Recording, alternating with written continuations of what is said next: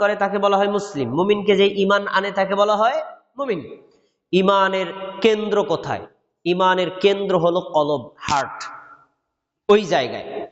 এখন আপনার মধ্যে একটাই হৃৎপিণ্ড আছে, বেশি না। প্রত্যেকটা মানুষের একটা মানুষের একটা করে কলব, এর বেশি না।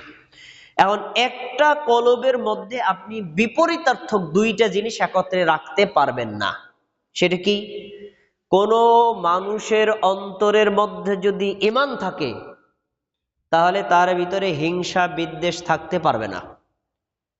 আর যদি তার কলবের মধ্যে হিংসা বিদ্বেষ থাকে তাহলে ওই কলবে ঈমান থাকবে না।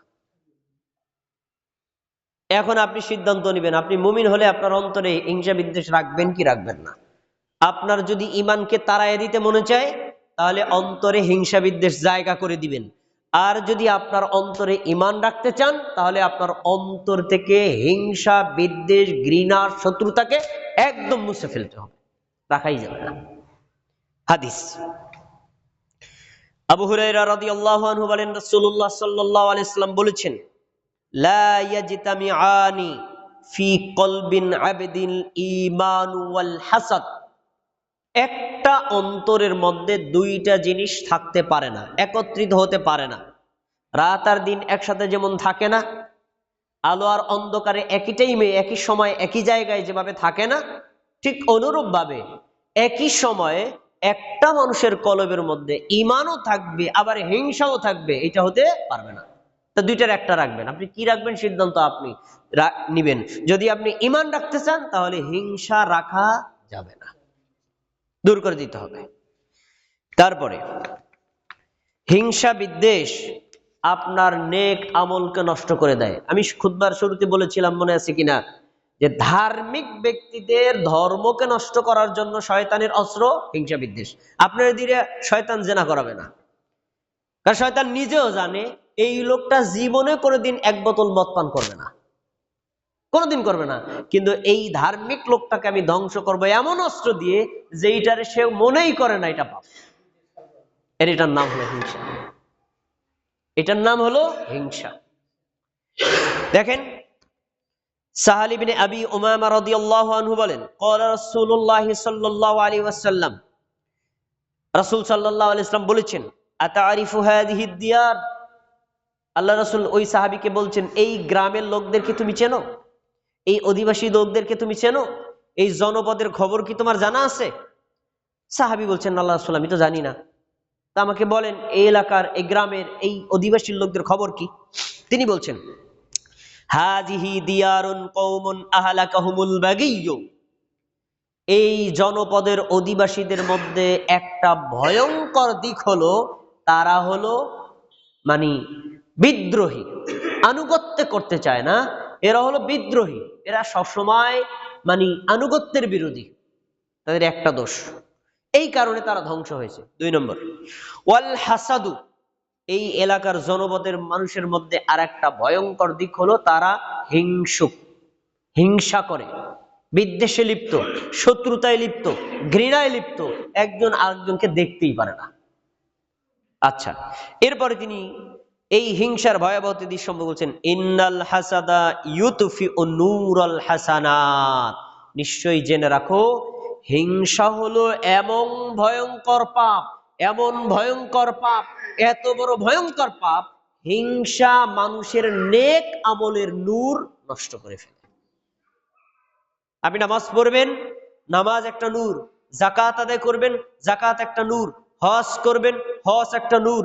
নূর মানে আলো। কিয়ামতের দিন এইটা আপনার পক্ষে প্রমাণ হয়ে আলোকিত হয়ে আল্লাহর কাছে আপনার পক্ষে সাপোর্ট দিবে। কিন্তু আপনার সালাত নষ্ট হবে আপনার মধ্যে যদি হিংসা থাকে, আপনার যাকাত নষ্ট হবে আপনার মধ্যে যদি হিংসা থাকে, আপনার ভালো ভালো আমল নষ্ট হয়ে যাবে যদি আপনার মধ্যে হিংসা থাকে। নেক আমলের নূর নষ্ট হয়ে যায় হিংসার কারণে। এরপরে দেখেন, হিংসা বিদ্বেষ নেক আমলকে পুড়িয়ে ফেলে। একবার এই শব্দ হাদিস আসছে, নেক আমল পুড়ে ফেলে।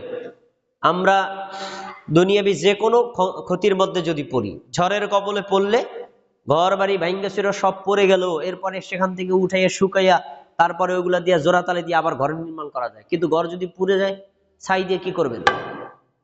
কিছুই থাকে না। তাহলে পোড়ার ক্ষতিটা হলো সবচেয়ে ভয়ঙ্কর ক্ষতি।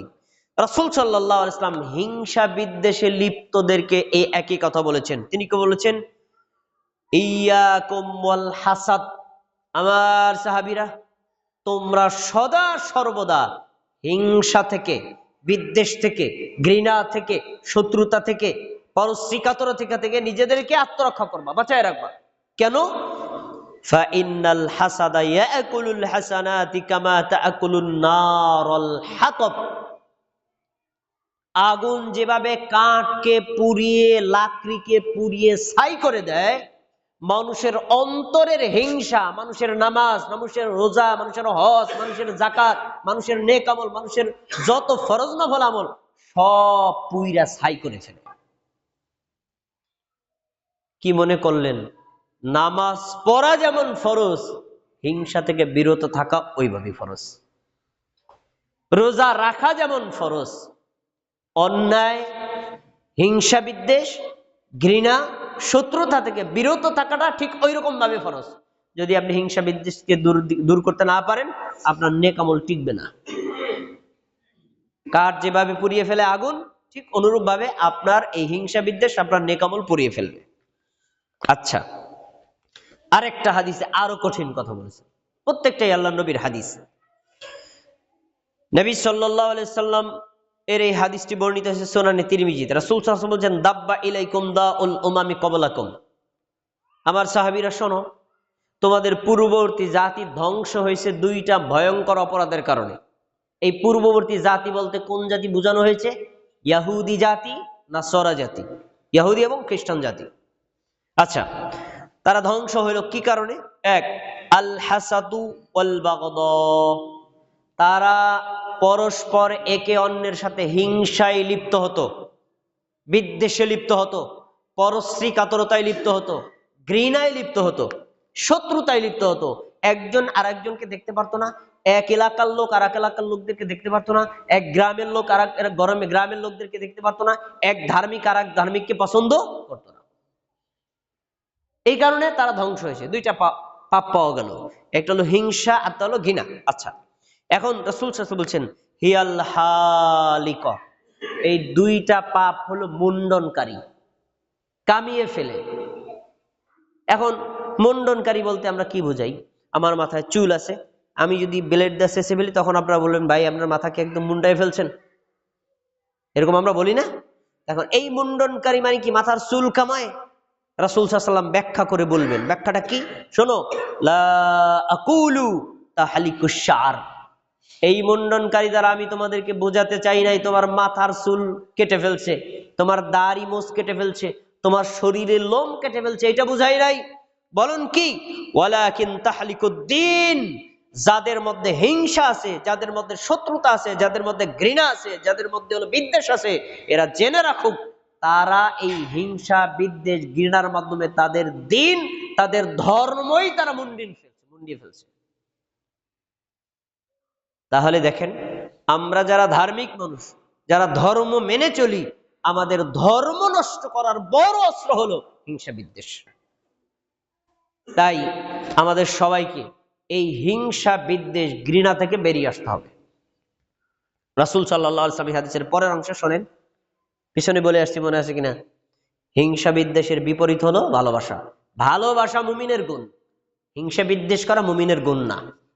এবার রাসূল সাল্লাল্লাহু আলাইহি ওয়াসাল্লাম বলছেন, ওয়াল্লাযী নাফসু বিয়াদিহি লা তাদখুলুল জান্নাতা হাত্তা তুমিনু, ওই আল্লাহর কসম করে বলছি তোমরা কেউ জান্নাতে ঢুকতে পারবে না যদি মুমিন না হও।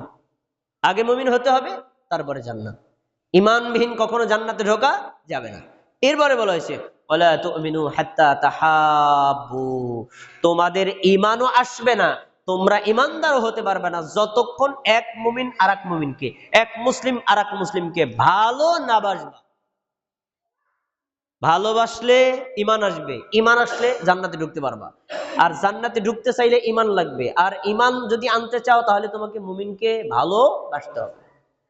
এখন নবী সাল্লাল্লাহু আলাইহি ওয়াসাল্লাম একটা চিকিৎসা দিয়েছেন, তোমরা তোমাদের ঈমান বাড়াতে চাও, জান্নাতে যেতে চাও, তাহলে ভালোবাসতে চাও, আমি একটা কৌশল বলে দিচ্ছি।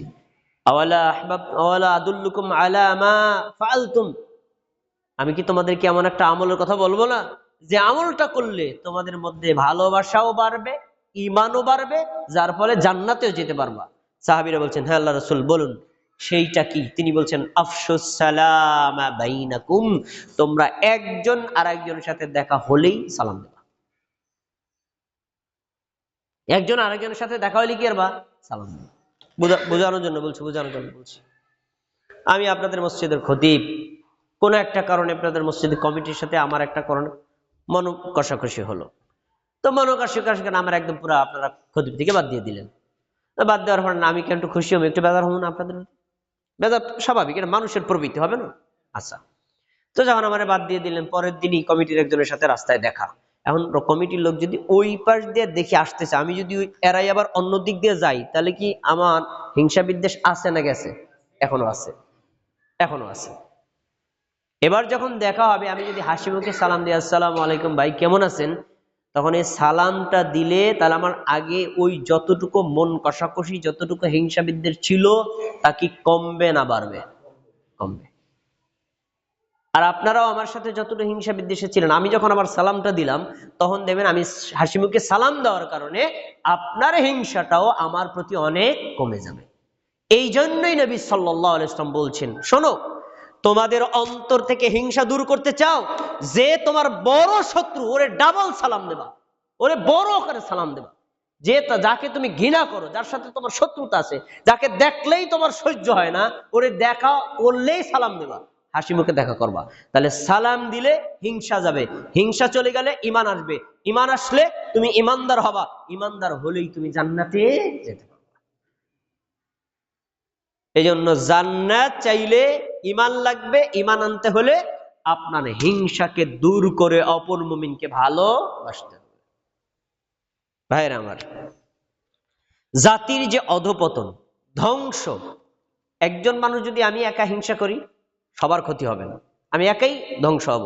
কিন্তু মানুষের সমাজের অধিকাংশ মানুষের যখন হিংসা বিদ্বেষ করার অভ্যাস হয়ে যাবে, তখন পুরো জাতি ধ্বংসের মুখে পড়বে। আর এখন বর্তমানে এই অবস্থা, হিংসা ছাড়া মানুষ কেরা ভাই? দেখান তো আমারে, কে আছে হিংসা? প্রত্যেকটা মানুষের মধ্যে হিংসা বিদ্বেষ পরিপূর্ণ। রাসূল সাল্লাল্লাহু আলাইহি ওয়াসাল্লাম এই যুগের কথাই বলেছেন, শোনো, ইয়্যাকুম ওয়াশ-শুহা, তোমরা বিদ্বেষ থেকে বেরিয়ে আসো, হিংসা থেকে বেরিয়ে আসো, শত্রুতা থেকে বেরিয়ে আসো, এগুলো তোমরা বর্জন করো। কেন? ফাইন্নামা হালাকা মান কানা ক্বাবলাকুম বিশ-শুহি, অতীতে যত জাতি ধ্বংস হয়েছে এই একটাই কারণে, তাদের ভিতরে পরস্পর ছিল হিংসা আর বিদ্বেষ। তারপরে তিনি বলছেন যে তোমরা হিংসা বিদ্বেষ থেকে বের হয়ে যাও, আমারহুম বিল বুখলি ফাবাখলু ওয়া আমারহুম বিল কতিয়াতি ফাতাকাতাউ ওয়া আমারহুম বিল ফুজুরি ফাফাজারু। আল্লাহ তাআলা তোমাদেরকে আদেশ করেছেন তোমরা কৃপণতা করো না, ওইটি করতেছো, ধ্বংস হবে না, করবা কি? আল্লাহ তাআলা তোমাদেরকে আদেশ করেছেন আত্মীয়তার সম্পর্ক রক্ষা করো, তোমরা ওইটি রক্ষা করো না, তাহলে ধ্বংস হবা। আল্লাহ তাআলা বলেছেন তোমরা পাপ ছেড়ে দাও, তারপর তোমরা পাপ করো, তাহলে ধ্বংস হবে না, করবা কি? অনুরূপভাবে হিংসা বিদ্বেষকে আল্লাহ ছেড়ে দিয়ে বলছেন, যদি আমরা হিংসা বিদ্বেষ করি আমরা ধ্বংসের মুখে পড়ব। তারপরে একজন মানুষ ভালো বুঝবেন কিভাবে? সার্টিফিকেট কি? এই যে আমি কত সুন্দর পোশাক পরছি, এখন আমি ভালো মানুষ? কি সুন্দর পোশাক, আল্লাহর ওলি মনে হয় যে একেবারে জান্নাত থেকে বের হয়ে আসছে, ভালো মানুষ না। কেমনে বুঝবেন ভালো মানুষ?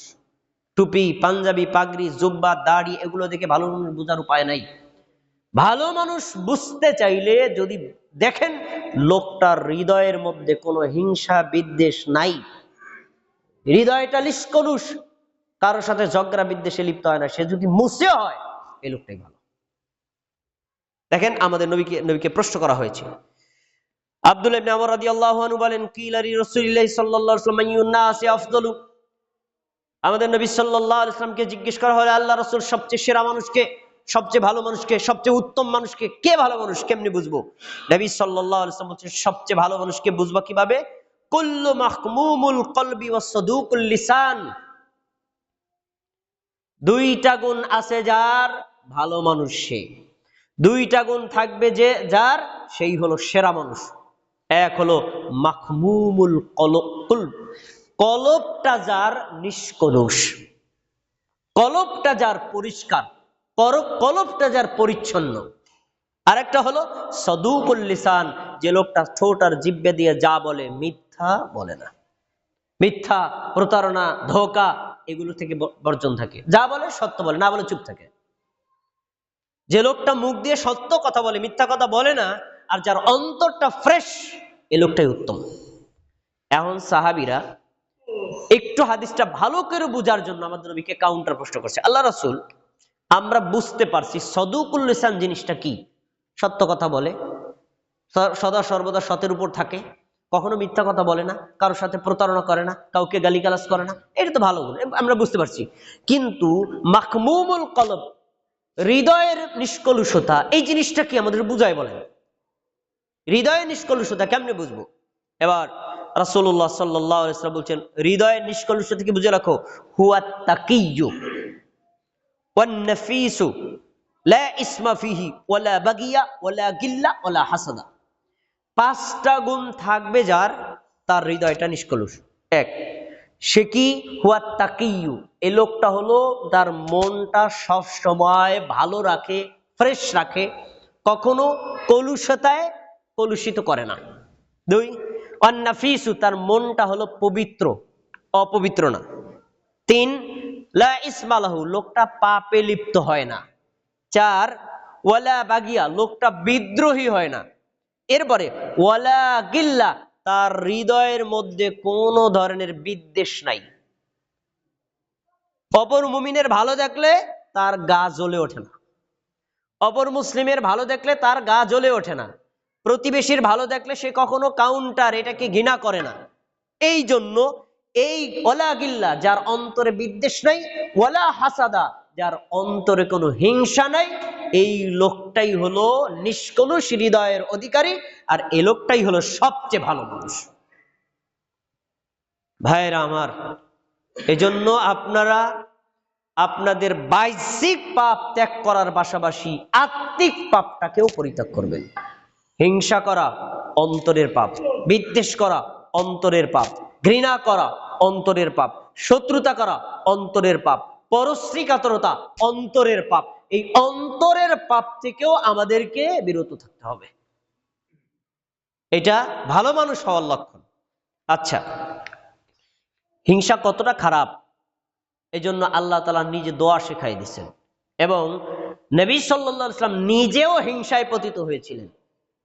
দেখেন দোয়াটা আল্লাহ শিখাইছেন কোথায়, সূরাতুল ফালাক আপনারা পড়ছেন, কুল আউযু বিরাব্বিল ফালাক, এটার শেষের আয়াত দুইটা দেখেন, আল্লাহ কি শিখাইছেন, অমিন শাররি হাসিদিন ইদা হাসাদ। আল্লাহ, আমি আপনার কাছে আশ্রয় চাই, যখন মানুষ আমার বিরুদ্ধে হিংসা করে, ওই হিংসা থেকে আমি আপনার থেকে বাঁচতে চাই। তাহলে হিংসা থেকে বাঁচার দোয়া শিখাইছে কে? আল্লাহ। পাপটা যদি ভয়ঙ্কর না হতো, এটা যদি মারাত্মক ক্ষতিকর না হতো, এই দোয়া আল্লাহ শিখাইতেন না। রাসূল সাল্লাল্লাহু আলাইহি ওয়াসাল্লাম অসুস্থ হলেন, জিবরাইল আলাইহিস সালাম নিজে এসে আমাদের নবীকে ঝাড়ফুঁক করতেছে। তো ঝাড়ফুঁকের দোয়াটা শুনেন, তিনি কি বলছেন, বিসমিল্লাহি আরকিকা। এটাও আপনারা আপনাদের সন্তান সন্ততি আপনার লোকদেরকে ঝাড়ফুঁক করতে পারবেন, এই দোয়া বলে, আমি আপনাকে আল্লাহর নাম বলে ঝাড়ফুঁক করছি, মিন কুল্লি শাইইন ইউযিকা, যত কিছু আপনাকে কষ্ট দেয় তার থেকে। জিবরাইল আমাদের নবীকে ঝাড়ফুঁক করছেন। এরপর শব্দ মিন হাসাদিন হাসিদিন, যত মানুষ আপনার বিরুদ্ধে হিংসা করে, ওই হিংসা থেকেও আমি আপনাকে ঝাড়ফুঁক করছি। তাহলে আমাদের নবীও হিংসায় পতিত হয়েছেন, আপনি আমি পতিত হব না, পতিত হব তো। আল্লাহর কাছে এইগুলো থেকে আশ্রয় প্রার্থনা করতে হবে। হিংসা এত বড় পাপ, এত বড় ভয়ঙ্কর, হিংসা অনেক সময় তাকদীরকেও পরাভূত করে ফেলে। হাদিস দেখেন, রাসূল সাল্লাল্লাহু আলাইহি ওয়াসাল্লাম, কাদাল ফাকরু আইয়াকুনা কুফরা, অভাব মানুষকে কুফরের দিকে নিয়ে যায়।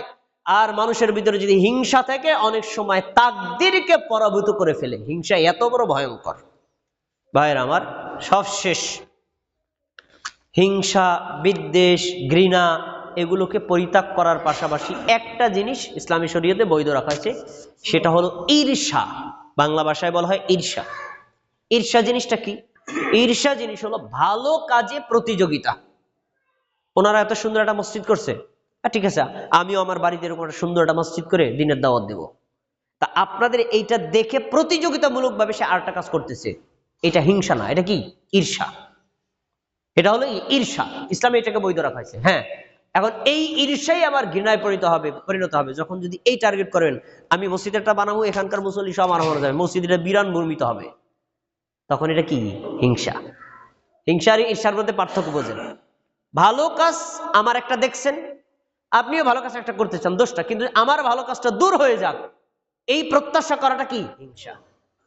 আমার ছেলেটা এমএ পাস করেছে, পুরো বাংলাদেশে মনে করেন একদম মানে টপ লেভেলের রেজাল্ট করছে, আপনি শুনে যদি আপনি আকাঙ্ক্ষা করেন আমার একটা সন্তান যদি এরকম ভালো রেজাল্ট করতো, এটা ঈর্ষা, বৈধ। কিন্তু যদি এমনি প্রত্যাশা করেন ওর সন্তান হবে কি, আমার সন্তান হবে, ওর সন্তান মরু, তাহলে এটা কি? হিংসা। ইসলামে ঈর্ষা বৈধ, হিংসা হারাম।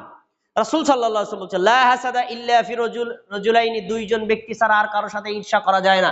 এক, যাকে আল্লাহ জ্ঞান দিয়েছে, জ্ঞানটাকে আল্লাহর রাস্তায় আবার ব্যয় করতেছে, এইরকম জ্ঞান পাওয়ার প্রত্যাশা করা, এইটা বৈধ, এইটা হিংসা না।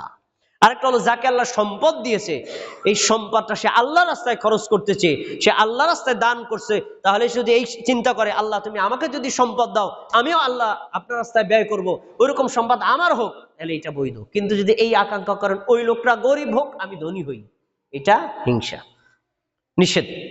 ভাইয়েরা আমার, এই জন্য আমরা সাপ্তাহিক পাপ থেকে মুক্তি যদি চাই এবং বার্ষিক পাপ থেকে যদি মুক্তি চাই আর দৈনিক পাপ থেকে যদি মুক্তি চাই, আমাদের হৃদয়কে হিংসা বিদ্বেষ থেকে মুক্ত রাখতে হবে। আল্লাহ তাআলা একটা দোয়া শিক্ষা দিয়েছেন, এই দোয়াটা আমরা মাঝে মাঝে পড়ব। দোয়াটা কি? রব্বানা ওয়ালা তাজআল ফি কুলুবিনা গিল্লাল লিল্লাযিনা আমানু, হে আমাদের রব, আমাদের অন্তরের মধ্যে ওই ব্যক্তিদের বিরুদ্ধে কোনো হিংসা বিদ্বেষ শত্রুতা রাখবেন না যারা ঈমান আছে। তাহলে ঈমানদার আর এক ঈমানদারের সাথে কখনো হিংসা বিদ্বেষে লিপ্ত হতে পারে না। আমরা প্রত্যেকে মুমিন, এক মুমিন আর এক মুমিনকে ভালোবাসবো, কখনো ঘৃণা করবো না। যদি আমরা ঘৃণা থেকে বেরিয়ে এসে সব সময় আমরা এক মুমিন আর এক মুমিনকে ভালোবাসতে পারি, আল্লাহ তাআলা রহমত পাবো, আমাদের অন্তরটা ফ্রেশ থাকবে, জাহান্নাম থেকে মুক্তি পাবো ইনশাআল্লাহ। আল্লাহ তাআলা আমাদেরকে জান্নাতও দান করবেন, আর আমাদের নেক আমলগুলো পুড়বে না, নষ্ট হবে না, অক্ষত থাকবে। তাই আল্লাহ রব্বুল আলামিন আমাদের সবাইকে, বিশেষ করে নারীরা, বিশেষ করে পুরুষরা, বিশেষ করে ধার্মিকরা, বিশেষ করে আলেমরা, এই ধরনের হিংসা বিদ্বেষ থেকে যেন আমরা বেরিয়ে আসতে পারি, অপরকে ভালোবাসতে পারি, আল্লাহ তাআলা সেই তৌফিক আমাদেরকে দান করুন। আমিন।